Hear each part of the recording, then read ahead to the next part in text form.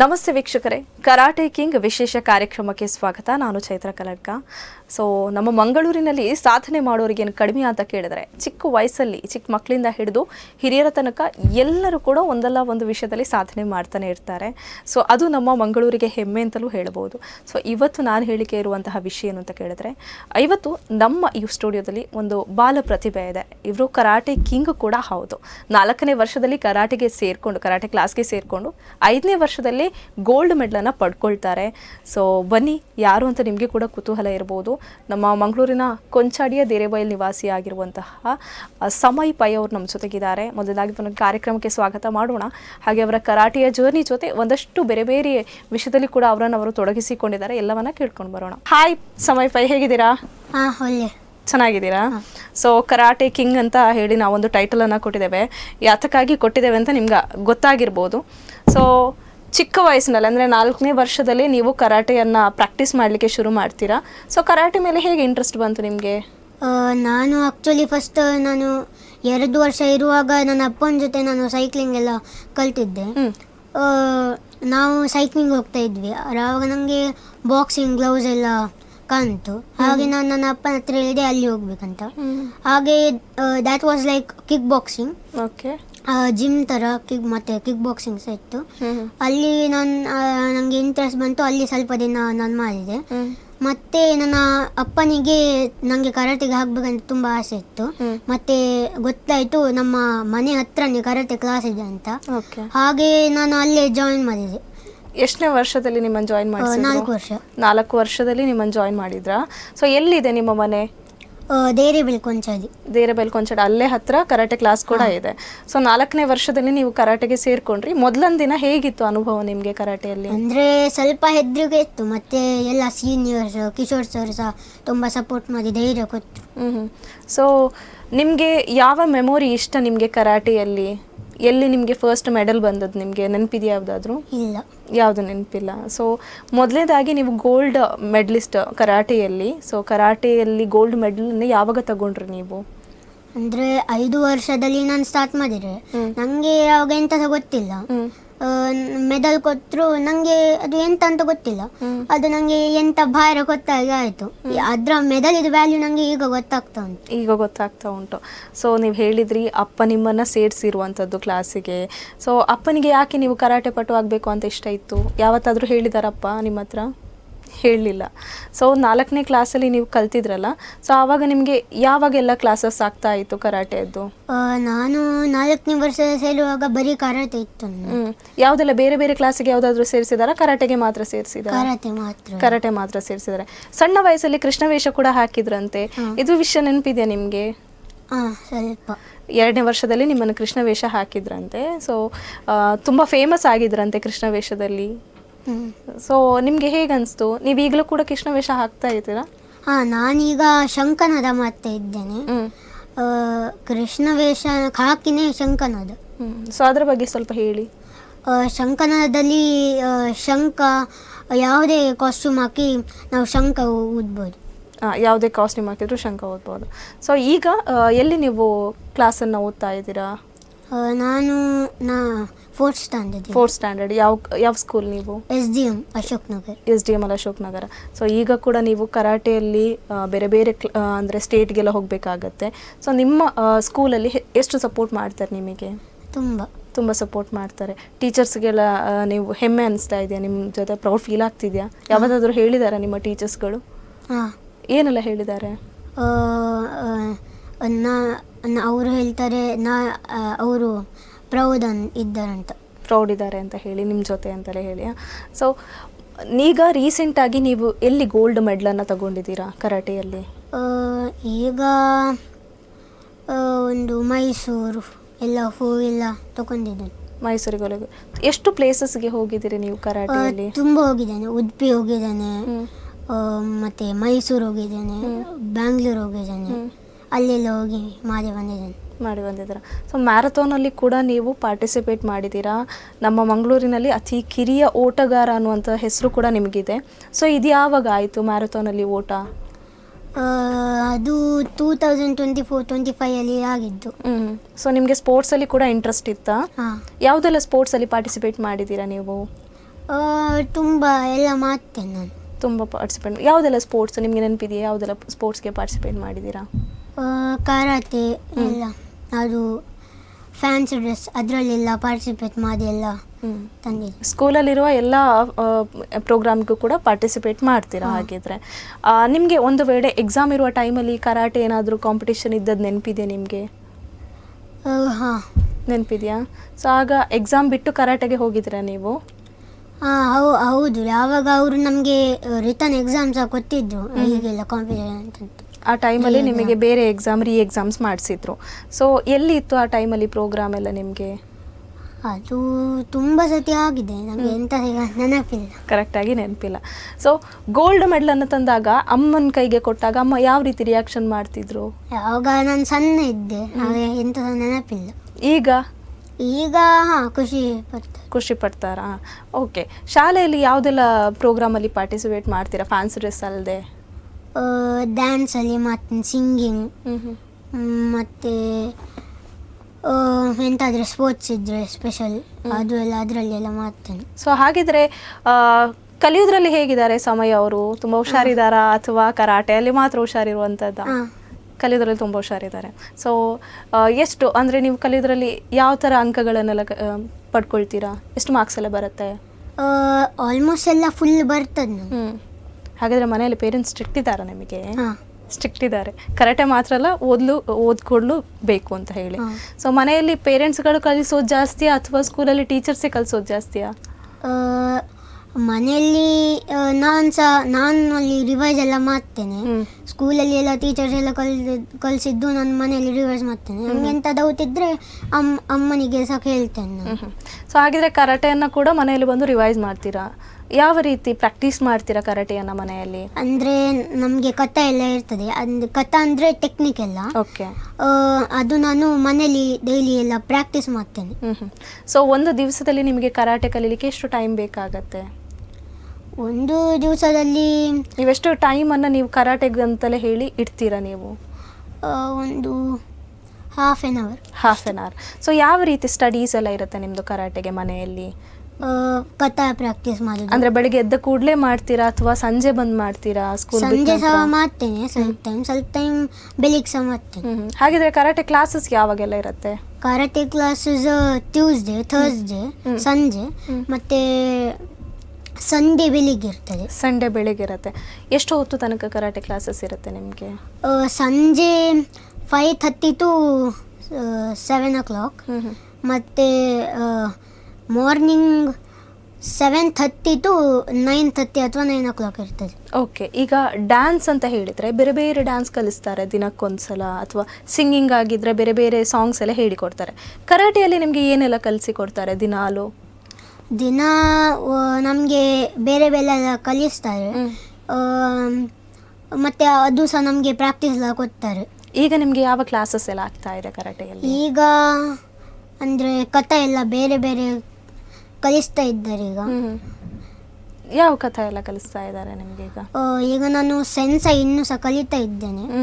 ಅದು ಸ್ವಲ್ಪ ದೊಡ್ಡ ಕಥೆ ಉಂಟು, ಹಾಗೆ ಅದು ಇನ್ನೂ ಸಹ ಪ್ರಾಕ್ಟೀಸ್ ಎಲ್ಲ ಮಾಡಬೇಕು. ಇನ್ನೂ ಕೂಡ ಪ್ರಾಕ್ಟೀಸ್ ಮಾಡಬೇಕು. ಈಗ ಕರಾಟೆಯಲ್ಲಿ ಬೇರೆ ಬೇರೆ ಬೆಲ್ಟ್ಗಳೆಲ್ಲ ಕೇಳ್ತೇವೆ ನಾವು, ಬ್ಲ್ಯಾಕ್ ಬೆಲ್ಟ್, ಪರ್ಪಲ್ ಬೆಲ್ಟ್, ಆ ಥರ ನಿಮಗೆ ಯಾವ ಬೆಲ್ಟ್ಗಳೆಲ್ಲ ಸಿಕ್ಕಿದೆ? ನನಗೆ white belt, yellow belt, orange belt, green belt, blue belt, purple belt, brown 4, brown 3, brown 2, brown 1 ಮತ್ತು ಈಗ ಬ್ಲ್ಯಾಕ್. ಓಕೆ. ಈಗ ಬ್ಲ್ಯಾಕ್ ಬೆಲ್ಟ್.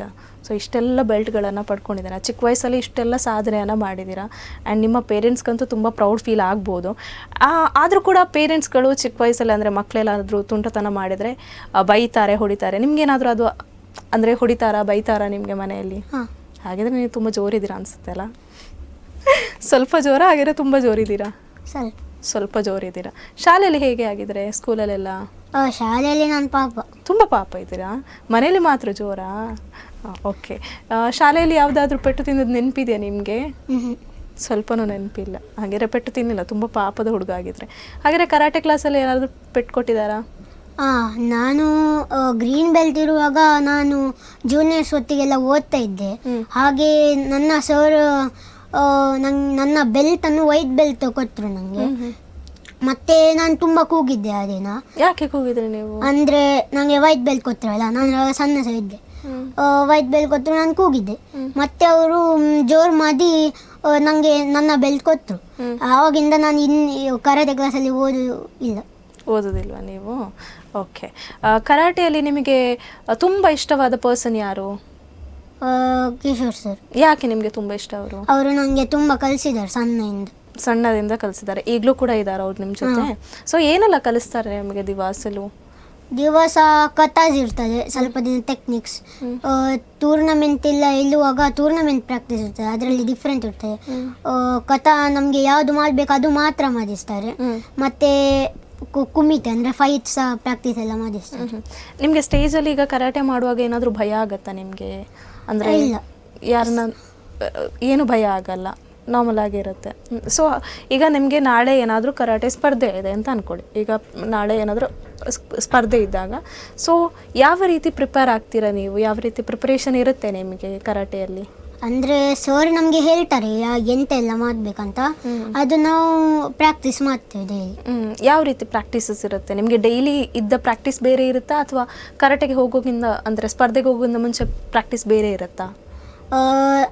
ಟೂರ್ನಮೆಂಟ್ ಎಲ್ಲ ಇರುವಾಗ ನಮಗೆ ಬೇರೆ ಟೈಪಿದು ಪ್ರಾಕ್ಟೀಸ್ ಇರ್ತದೆ. ಮತ್ತು ಎಂಥ ಟೂರ್ನಮೆಂಟ್ ಇಲ್ಲ ಅಂತ ಆಗಿದ್ರೆ ನಮಗೆ ರೆಗ್ಯುಲರ್ ಕ್ಲಾಸ್ ಇರ್ತದೆ. ಓಕೆ. ನಿಮಗೆ ಈಗ ಕರಾಟೆ ಕಲಿಬೇಕು ಅಂತಿದ್ರೆ ಇಂತಿಷ್ಟೇ ಎಕ್ಸಸೈಸ್ ಮಾಡಬೇಕು, ಈ ಥರವೇ ಪ್ರಾಕ್ಟೀಸ್ ಮಾಡಬೇಕು ಅನ್ನೋಂಥದ್ದು ಏನಾದರೂ ರೂಲ್ಸ್ ಇದೆಯಾ?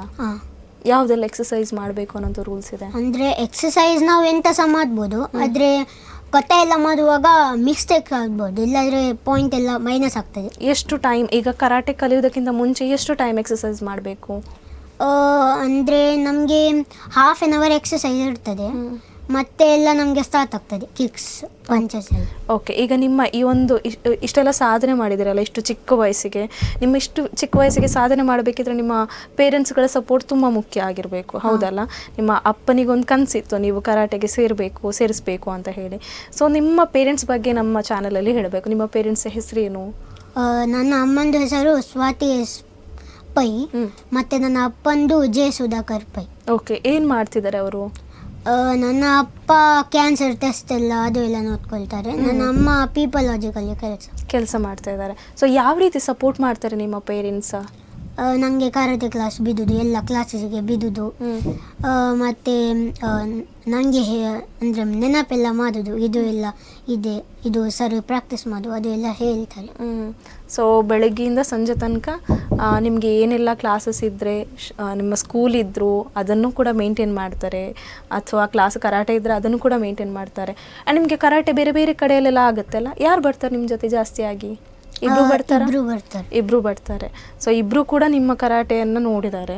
ಸೊ ನಿಮ್ಮ ಫ್ಯಾಮಿಲಿಯಲ್ಲಿ ಯಾರಾದರೂ ನೋಡಿ ನಿಮ್ಮ ಹತ್ರ ರೆಕಗ್ನೈಸ್ ಮಾಡ್ತಾರೆ ನಿಮ್ಮನ್ನು? ಎಲ್ಲರೂ ಹೇಳಿದ್ದಾರೆ ತುಂಬ ಖುಷಿ ಆಗ್ತಾ ಉಂಟು ಅಂತ ಹೇಳಿ. ಸೊ ನಿಮಗೆ ಇನ್ನು ನೆಕ್ಸ್ಟ್ ನಿಮ್ಮ ಗೋಲ್ ಏನು? ನೆಕ್ಸ್ಟ್ ನಾನು ನ್ಯಾಷನಲ್ ಲೆವೆಲಲ್ಲಿ ಎಲ್ಲ ಹೋಗಿ ಮೆಡಲ್ ತರೋದು, ಮತ್ತು ಇಂಟರ್ನ್ಯಾಷನಲ್ ಲೆವೆಲಿಗೆ ಹೋಗಿ ಎಲ್ಲ ಮೆಡಲ್ ಎಲ್ಲ ತರೋದು, ಇದು ನಿಮ್ಮ ನೆಕ್ಸ್ಟ್ ಗೋಲ್. ಸೊ ಈಗಲಿಂದಲೇ ಅದನ್ನು ಪ್ರಾಕ್ಟೀಸ್ ಮಾಡ್ತಾ ಇದ್ದೀರಾ. ಸೊ ಈಗ ನೀವು ಕರಾಟೆ ಜೊತೆ ನಿಮ್ಮ ಸ್ಕೂಲನ್ನು ಕೂಡ ಮ್ಯಾನೇಜ್ ಮಾಡ್ತಾ ಇದ್ದೀರಾ. ಅದ್ರ ಜೊತೆ ಕರಾಟೆ ಅಲ್ಲದೆ ಬೇರೆ ಏನಾಗಬೇಕು ಅನ್ನೋಂಥದ್ದು ಇದೆ ನಿಮ್ಮ ಮೇಲೆ ಡ್ರೀಮ್? ಆರ್ಮಿಗೆ ಹೋಗಬೇಕು ಅನ್ನೋದು ಡ್ರೀಮ್ ಇದೆಯಾ? ತುಂಬ ಡ್ರೀಮ್ ಇದೆ.